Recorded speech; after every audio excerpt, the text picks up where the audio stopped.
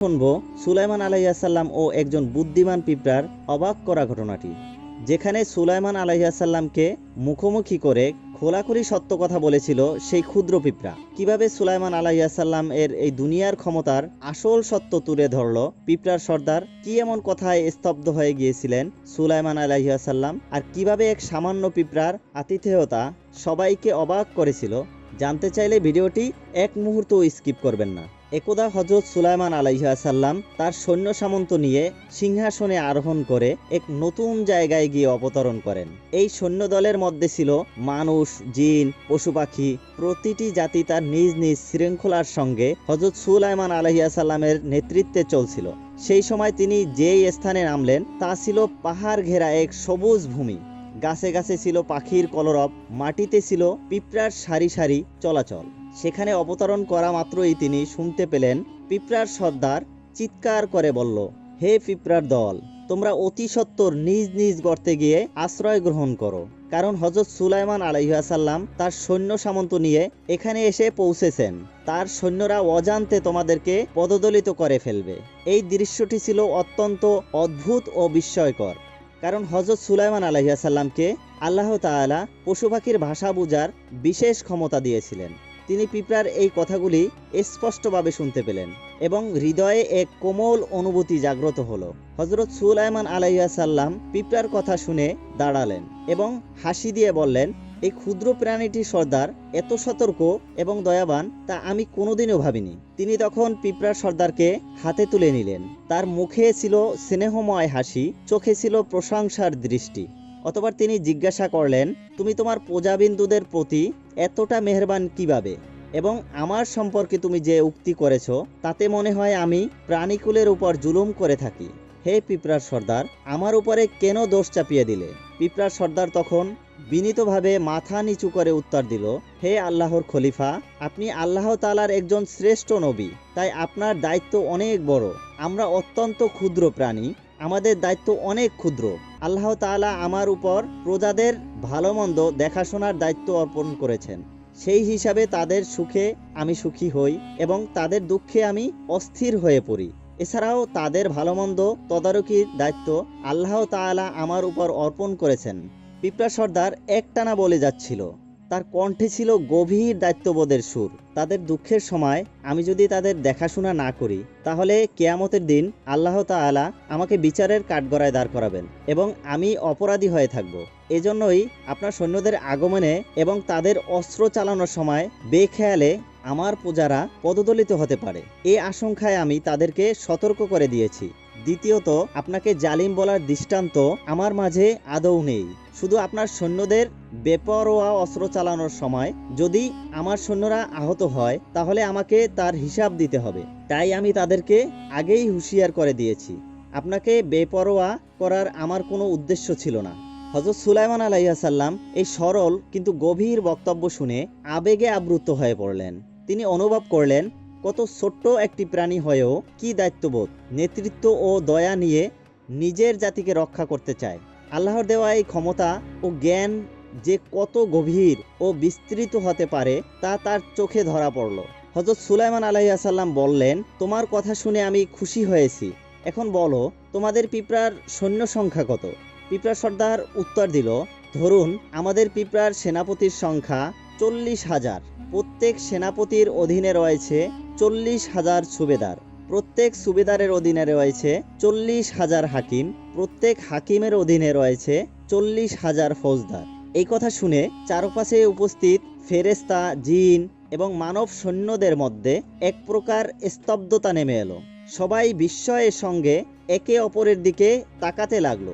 এত ছোট একটা জাতি, যাদের পায়ের নিচে পদদলিত হওয়ার সম্ভাবনা প্রতি মুহূর্তে, তাদের সৈন্য সংখ্যা যে কত বিশাল হতে পারে তা কেউ কল্পনাও করেনি। হযরত সুলাইমান আলাইহিসসালাম এই পর্যন্ত শুনে বললেন, আচ্ছা বুঝেছি, সৈন্য সংখ্যা বিরাট। আচ্ছা এখন বলো তো, তোমার রাজ্য ভালো নাকি আমার রাজ্য ভালো? এটি ছিল এক গভীর প্রশ্ন। এই প্রশ্নের মধ্যে ছিল আত্মবিশ্লেষণের আমন্ত্রণ। চারপাশ নীরব হয়ে গেল। সকলে অপেক্ষা করতে লাগলো ক্ষুদ্র প্রাণীটির উত্তর শোনার জন্য। সর্দার উত্তরে বলল, আমার রাজ্য আপনার চাইতে উত্তম, কারণ আপনি আপনার রাজ্যে জিন দ্বারা সিংহাসন তৈরি করেন। এবং তাহা বাতাসের সাহায্যে পরিচালিত করেন। এতে বোঝা যাচ্ছে আপনি পরনির্ভরশীল, আর আমার কোনো সিংহাসন নেই, কারো উপর ক্ষণিকের জন্য আমাকে নির্ভরশীল হতে হয় না। এই উত্তর ছিল একধারে দৃঢ়, গভীর এবং সত্য। মাটির নিচে বসবাসকারী এই ছোট্ট প্রাণীর হৃদয়ে যে এত স্বাধীনতা ও আত্মমর্যাদাবোধ লুকিয়ে আছে তা কে জানত? এই কথাগুলি শুনে হজরত সুলাইমান আলাইহিস সালাম থমকে গেলেন। এক পলকের জন্য তিনি চোখ বন্ধ করে ভাবলেন, সত্যিই কি আমি আমার রাজ্য নিয়ে অহংকার করি? তিনি অনুভব করলেন আল্লাহ যাকে যা দেন সেটি কেবল দায়িত্ব ও পরীক্ষারই একটি রূপ। সিংহাসন বড় হলে জবাবদিহিতাও বড় হয়। হজরত সুলাইমান আলাইহিস সালাম পিঁপড়ার কথা শুনে বললেন, তোমার মাথায় এত বুদ্ধি এবং কথার এত যুক্তি, এ সমস্ত তুমি কোথায় শিখলে? সুলাইমান আলাইহিস সালামের এই প্রশ্ন ছিল একান্ত কৌতূহল থেকে। একটি পিঁপড়া কিভাবে এতটা গভীর দৃষ্টিভঙ্গি, যুক্তি এবং সত্যবোধ ধারণ করতে পারে? পিঁপড়ার সর্দার বললেন, হে আল্লাহ তাআলার নবী সুলাইমান, যে মহান আল্লাহ তাআলা আপনাকে বিশাল রাজ্য, অশেষ বিদ্যা ও জ্ঞান পৃথিবীতে দিয়েছেন, সে মহান আল্লাহ তাআলা আমার প্রাপ্য জ্ঞান ও বিদ্যা আমাকে দান করেছেন। এই উত্তর যেন আকাশ থেকে নেমে আসা এক ফয়েজ। এতে ছিল নম্রতা, কৃতজ্ঞতা এবং সেই সত্য যে জ্ঞান বড় বা ছোট কারো একগ্রচিত্র সম্পত্তি নয়, আল্লাহ যাকে চান তাকে দেন। হজরত সুলাইমান আলাইহিস সালাম বললেন, তুমি অনেক জ্ঞানের অধিকারী, অতএব তুমি আমার রাজ্য পরিচালনার ক্ষেত্রে ভুল ত্রুটি সম্বন্ধে কিছু আলোচনা করো। এটি ছিল এক মহান নবীর পক্ষ থেকে আত্মসমালোচনার অনুরোধ। সত্যিকারের নেতারা সবসময় চায় তাদের ভুলগুলি কেউ যেন খোলাখুলি বলে দেয়, যেন তারা নিজেকে শোধরাতে পারে। পিঁপড়া সর্দার তখন বলল, হে আল্লাহ তাআলার খলিফা সুলাইমান, আপনার জন্য আপনার রাজ্য পরিচালনার ক্ষেত্রে ভুল ত্রুটি আলোচনা করা আমার জন্য বেয়াদবি। তবে আপনি যখন আমাকে অত্যন্ত আদরের চোখে দেখেন, সেই হিসাবে সমালোচনার উদ্দেশ্যে নয়, বরং আপনাকে স্মরণ করিয়ে দেওয়ার উদ্দেশ্যে কিছু বলতে পারি। আপনি আল্লাহ তাআলার দরবারে রাজ্য লাভের জন্য দোয়া করেছিলেন, হে প্রভু, আমাকে এমন একটি সুন্দর ও বৃহৎ রাজ্য দান করো যার উপযোগী একমাত্র আমিই থাকব। আমার পরে যেন কেউ আর এই ধরনের রাজ্যের অধিপতি না হতে পারে। তুমি মহান দাতা, হে আল্লাহ তাআলার খলিফা। এই ধরনের এক ঈশ্বরমূলক দোয়া করা একজন পয়গম্বরের পক্ষে কতদূর সমুচিত হতে পারে তা আমি জানি না, তবে কথাটি যেন ঈশ্বরমূলক তাতে সন্দেহ নেই। আপনাকে আল্লাহ তাআলা বিশাল রাজ্যের অধিপতি করেছেন। জিন, পরী, আগুন, বাতাসকে আল্লাহ তাআলা আপনার জন্য বাধ্য করে দিয়েছেন। এটা অত্যন্ত আনন্দের কথা।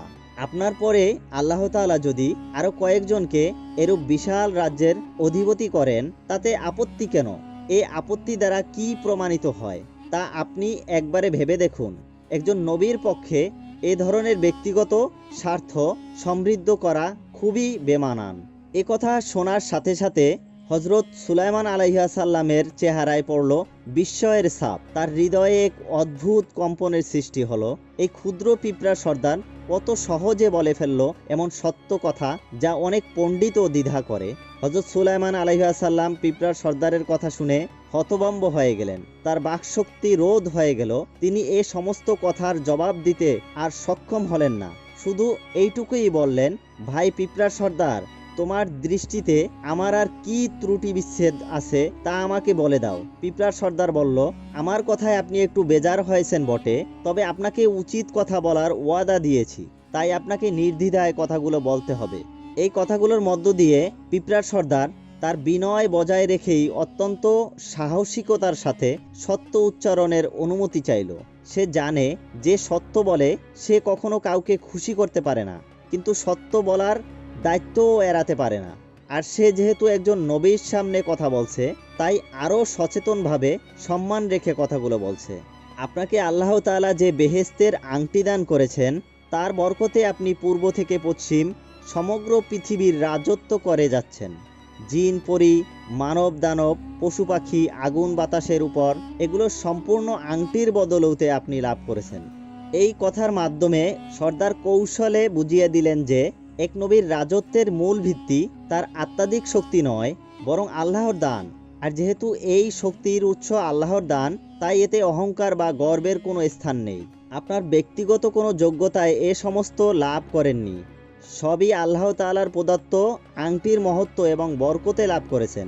যদি এই আংটি আপনার হাত থেকে নিয়ে নেওয়া হয় তখন আপনার এই প্রভুত্ব ও শ্রেষ্ঠত্ব কিছুই থাকবে না। এখানে সর্দার এক অমর সত্য উচ্চারণ করলো, এক নবীর মহিমা ও আল্লাহর অনুগ্রহে। আংটি কেবল প্রতীক, বাস্তব শক্তি আল্লাহর কাছ থেকে আসে এবং তা এক নিমেষেই ফিরিয়ে নেওয়া যায়। সে যেন সুলাইমান আলাইহিস সালামকে স্মরণ করিয়ে দিল, দানকে দাতার চেয়ে বড় করে দেখা ভুল। অতএব সে সময়ের কথা স্মরণ করে আল্লাহ তাআলার কাছে যে পরিমাণে শকর করা উচিত তা সম্পূর্ণ হচ্ছে না। এই বাক্যে যেন আসমান কেঁপে উঠল। কত মানুষ আছে যারা আল্লাহর দান পেয়ে কৃতজ্ঞ হয় না, আর কতজনই বা আছে যারা কৃতজ্ঞতার গভীরতা অনুধাবন করতে পারে। এরপরেও বাতাসকে আল্লাহ তাআলা আপনার অধীনে করে দেওয়ার তাৎপর্য হলো, বাতাস দেখা যায় না, ধরা যায় না, শুধু তার অস্তিত্ব অনুভব করা যায় মাত্র। এভাবে এক অকৃতিহীন শক্তিকে আপনার অধীনে করে দেওয়ার মাধ্যমে আপনাকে আল্লাহ তাআলা এই শিক্ষা প্রদান করেছেন যে সমস্ত শক্তি দাম্ভিকতা ও জুলুসের বড়াই ভিত্তিহীন। সব কিছুর মূল্য অনুসন্ধান করলে দেখা যাবে সবকিছুই আকৃতিবিহীন বাতাস সমতুল্য। এই ব্যাখ্যাটি ছিল এক অপূর্ব দার্শনিক দৃষ্টিভঙ্গি। শক্তি মানেই সবসময় বাহ্যিকভাবে দৃশ্যমান কিছু নয়, এবং চোখে দেখা যায় না বলেই তার গুরুত্ব কম নয়, বরং বাতাসের মতো অদৃশ্য শক্তি অনেক সময় জীবনের মৌলিক ভিত্তি হয়। মৃত্যুর পর পার্থিব সবকিছু বাতাসের ন্যায় মনে হবে। কিছু দেখা যায় না, স্পর্শ করা যায় না, শুধু অনুভব করা যায় মাত্র। এটি ছিল মৃত্যুর পর জীবনের অনর্থকতার সর্বোচ্চ উপলব্ধি। পিঁপড়ার এই কথায় যেন পৃথিবীর আসল চিত্র ফুটে উঠল। এই সমস্ত কথা শুনে হযরত সুলাইমান আলাইহিস সালাম পিঁপড়ার সর্দারকে মাটিতে ছেড়ে দিলেন এবং নিজ পথে চলতে শুরু করলেন। তিনি কিছু বললেন না। তার চেহারায় দেখা গেল এক গভীর নীরবতা। কখনো কখনো নীরবতাই শ্রেষ্ঠ জবাব। তিনি বুঝে গেলেন এটি কোনো সাধারণ পিঁপড়া নয়, বরং আল্লাহর পক্ষ থেকে এক বার্তাবাহক। তখন পিঁপড়ার সর্দার বলল, হে আল্লাহ তাআলার খলিফা সুলাইমান, আপনি গরিবের ধারে এসে খালি মুখে যাবেন তা হয় না। আপনি দয়া করে কিছু মুখে দিয়ে যান। এই কথার মাধ্যমে ছিল আতিথেয়তার বিশুদ্ধ রূপ। কত বড় অতিথি, কত মহান ব্যক্তিত্ব, তবুও একজন ক্ষুদ্র পিঁপড়া সেজন্য এক টুকরো আতিথেয়তা দিতে চায়। হযরত সুলাইমান আলাইহিস সালাম একথা শুনে দাঁড়ালেন এবং পিঁপড়ার সর্দার তার সৈন্যদের নাস্তা দেওয়ার জন্য হুকুম দিলেন। তারা একখানা ক্ষুদ্র ও তুচ্ছ খাবার নিয়ে হাজির হলেন। এই দৃশ্য ছিল অসাধারণ। পৃথিবীর সবথেকে শক্তিশালী রাজার জন্য খাবার এনেছে সেনারা, কিন্তু তা ছিল ছোট তুচ্ছ এক জিনিস, কিন্তু তাতেই ছিল আসমানি রহস্য। তখন হযরত সুলাইমান আলাইহিস সালাম তা দেখে একটু হেসে উঠলেন। পিঁপড়ার সর্দার বলল, হুজুর, আপনি হাসছেন কেন? ক্ষুদ্র খাদ্যদ্রব্য অনেক সময় বরকতপূর্ণ হয়ে থাকে, মানুষকে পরিপূর্ণ তৃপ্তি দান করে থাকে। আর বিশাল খাদ্যস্তূপ অনেক সময় শুধু একটি মাছের খাদ্য হিসাবে যথেষ্ট হয় না। এগুলি সবই আল্লাহ তাআলার নিয়ন্ত্রণাধীন বিষয়।